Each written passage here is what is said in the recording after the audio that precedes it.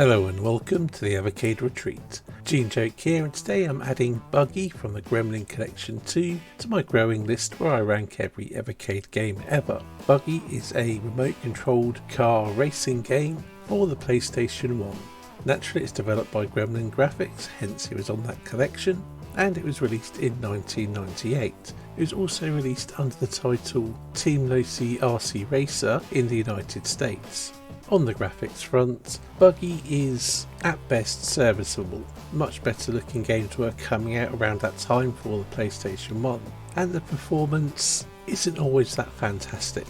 I think it's safe to say this isn't a game that's going to win you over with its technical prowess. On the audio front it is a different story. While the sound effects themselves are fairly generic for a racing game and don't really offer anything revolutionary or particularly exciting, they do the job. The music, on the other hand, suits the game really well, with a number of quite funky tunes for you to, race to, I suppose. While I don't think it would ever go down as one of the all-time great PlayStation 1 soundtracks, it is solid and there's good music here. On the gameplay front, the racing is fairly standard stuff to a degree. Being that you're controlling radio-controlled cars, they do handle like radio-controlled cars. They're very light and nippy. The races themselves are very short. There are 16 tracks in different biomes. They are visually different, but when the graphics aren't particularly special, you probably won't care that much. The things the game does differently is the control system.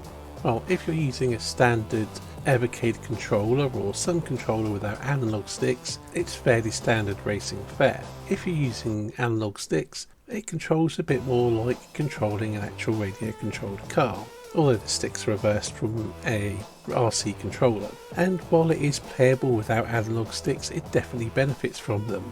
It feels a bit twitchy without analog.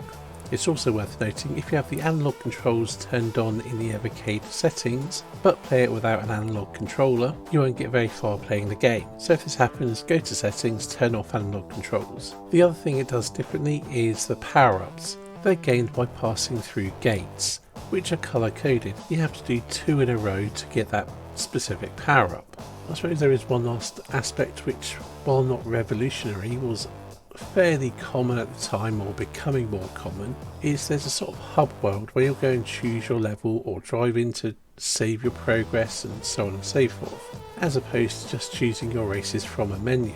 And there is multiplayer, but I haven't tried it. Did I say that already? I can't remember. When this game was released, it received mostly negative reviews. There were some exceptions of sort of 7 out of 10 things, but most were more around the 4 or 5 out of 10 score, which may be a little harsh, but this is a game that came out after Gran Turismo, on a system that already had Ridge Racer and I believe its sequel, maybe a couple others by this point. In comparison to such games, it doesn't fare too well, but taken on its own terms, there is a fun game here. It's a little bit rough around the edges, it certainly doesn't look like much, but it does make an interesting curio, and you can have fun with it. And ultimately it's ambitious but decidedly average. To place it in my overall ranking of every Evercade game, I would have to put it above Pinball for the Intellivision, but below Night Stalker, also for the Intellivision. So that's it for today's video. Thank you for watching, and I'll see you in the next one.